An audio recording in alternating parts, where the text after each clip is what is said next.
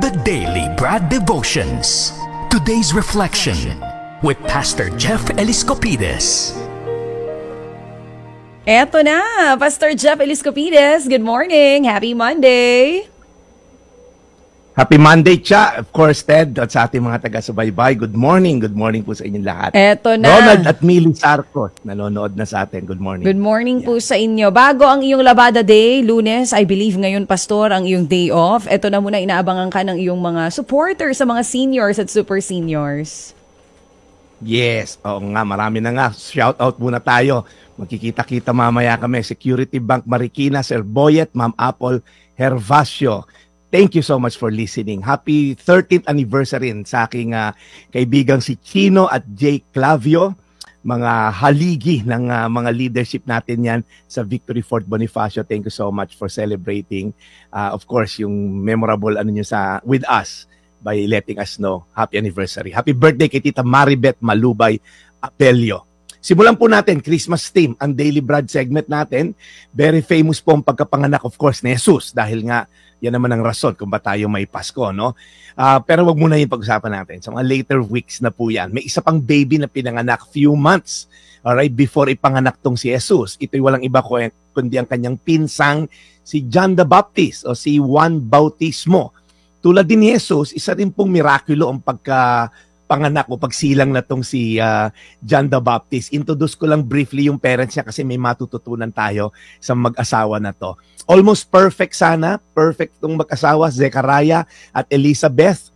Members sila ng priestly lineage. So parang they were looked up to ng mga tao at sosyalidad sa paligid nila. Ang sabi rin po sa Luke chapter 1, they were righteous and blameless. At kumambyo bigla yung Bible. Sabi may isa lang problema. Elizabeth is barren. Okay, baog daw po si Elizabeth. And they were both advanced in years. Pareho na po silang super seniors. Gamit na gamit yung kanilang card, yung kakain sa labas. Ano? Sa ating modern day na mga listeners o tagapakinig, tagapanood, parang walang ganong issue to, no? Sa panahon natin ngayon. Kung normal naman po at marami tayong kakilala na hindi nagkakaanak. Pero back then, kapag ikay may asawa at wala kang anak, considered po yun parang disapproved by God or in a way parang cursed by God. Since they were commanded po magparami, kasi nga po minority ang mga Israelita during that time in terms of population, at pag maraming numbers, of course, there's strength in numbers. Pagdating sa gyera, kailangan mo marami kang sundalo. So parang pag di ka magkaanak, you are considered cursed. So yun po yung dalangin ng mag-asawa until isang duty ni Zechariah, may nagpakitang anghel at sabi sa kanya, yung mga dalangin yung mag-asawa ay dininig ng Diyos. Kaya lang sabi ni Zechariah, naku, nahuli ka yata, angel. Baog yung misis ko, napatunayan na ng mga OB niya at kaming dalawa, super seniors na. And then parang yung anghel nagtaka, galing ako sa taas sa Ama sa Langit, inutusan niya akong sabihin sa'yo na magbubuntis ang misis mo. Ngayon, kine-question mo ba ako? So napipi po si Zechariah, that's another story. But then again, 9 months after, hawak na po ni Elizabeth ang kanyang baby John.